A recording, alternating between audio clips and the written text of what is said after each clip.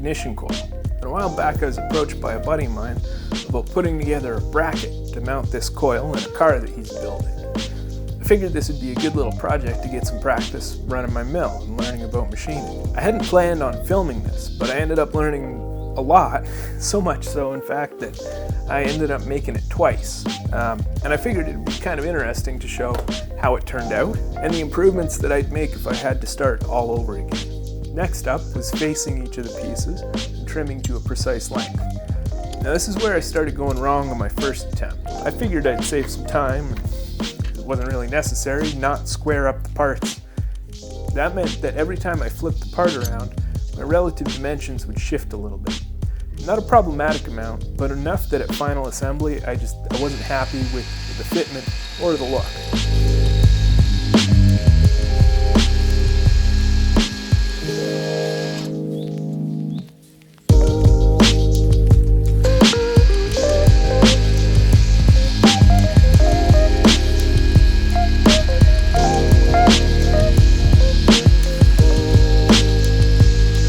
Now I can mill the ends to clean them up.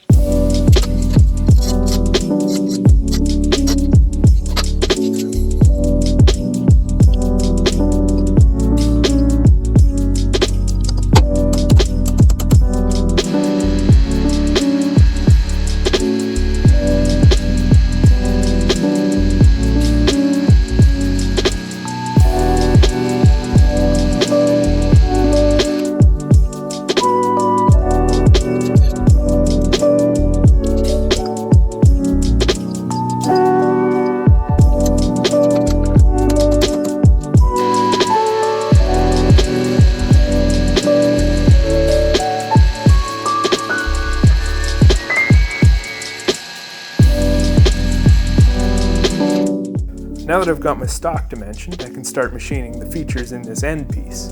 So I've got two major features here, a channel with vertical sides and a channel with these 45-degree chamfers. Step one is going to be marking out each of the pockets.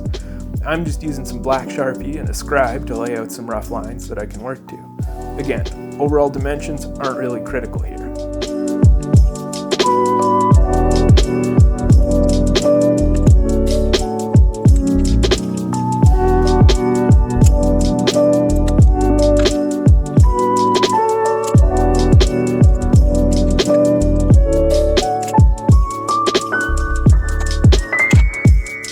Now I'll take a 3/8 roughing end mill and remove most of the material, starting with the bottom pocket. These roughing end mills cut really nice and quietly and produce really fine chips and can make short work of the material, but they do leave a rough finish, hence the name. The bottom of the pocket needs to fit the cross piece in, and so that probably makes this arguably the tightest tolerance piece, as I do want this to fit pretty close. While I'm roughing, I'm keeping an eye on my scribe lines, and once I get nice and close, I can switch over to a finishing end mill and take things to their final dimension.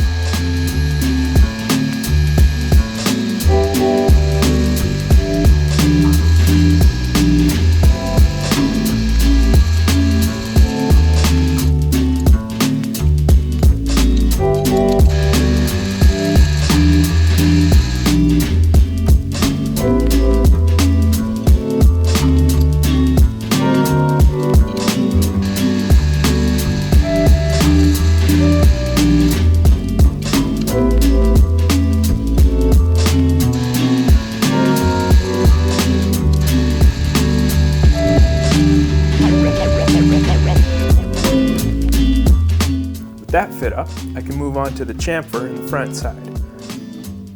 I'm basically going to follow the same procedure. I'll use the 3/8 roughing end mill to get things in the ballpark, and then I'll switch over to a 45-degree chamfer mill to cut in the chamfer.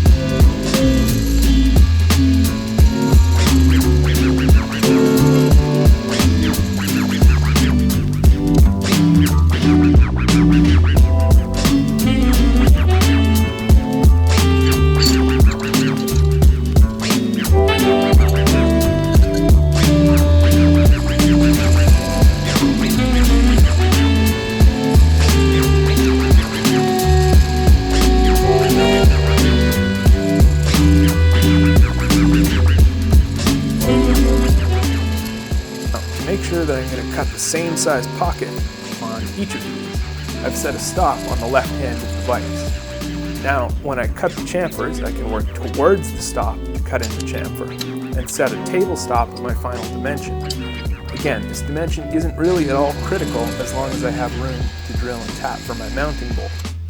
To make sure that all of the chamfers are identical, I can now just flip the part around, and since the distance between my table stop and my vise stop hasn't changed, each chamfer will be identical.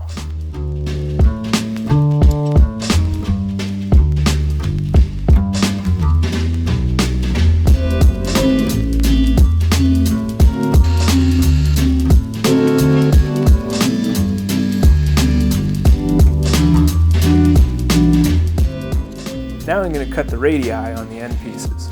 To do this, I'm going to use a 1/4-inch radius cutter. The same vise stop table stop combination I used to make the chamfers. This time I'm using a mag base to set the vise stop so that I can have the stop a little closer to the middle of the vise jobs. If this project has taught me anything, it's that I really need some proper vise stops. It's definitely going to be a future project, so subscribe if that's something that you think you might be interested in seeing.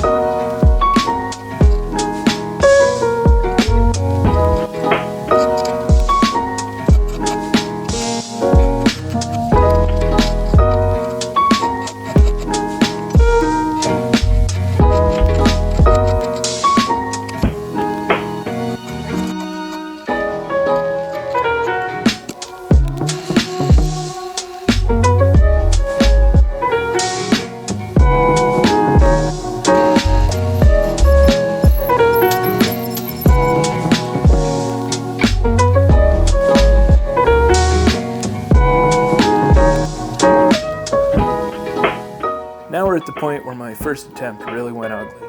So the intention was to braze this together with some of that handy-dandy zinc brazing rod. But because I didn't clean up my stock nicely and take the requisite level of care when fitting the cross member here, the dry fit was pretty loose and out of square, and this only got worse as I started prodding around with the brazing rod. Now initially I had things clamped down to my welding table here, But it turns out that braze doesn't work too good when you strap everything to a dirty gray heatsink. Who'd have thought? Now, at least I have the benefit of having things well fitted and square. Now it's just a matter of heating things up and dropping a little braze to put a bit of a fillet in at each end. And that should be plenty strong. Now, I don't really have a particularly good feel for brazing yet. The result is serviceable, and I'm sure it'll be plenty strong enough for the application, but I also ended up flowing braze all over the place and making a bit of a mess.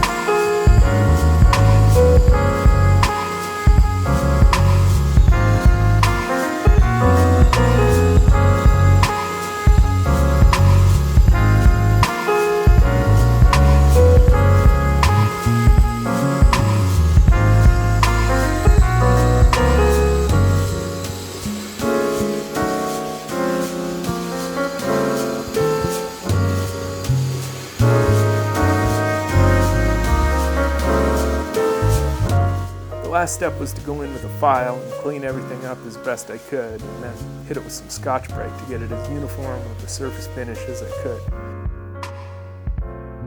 Well, I hope you got a bit of a kick out of this. I definitely enjoyed putting this together, so much so that I did it twice.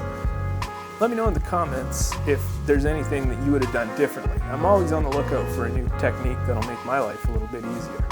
But thanks for taking the time to check things out, and if you enjoyed this kind of thing, please consider subscribing. I'd appreciate it.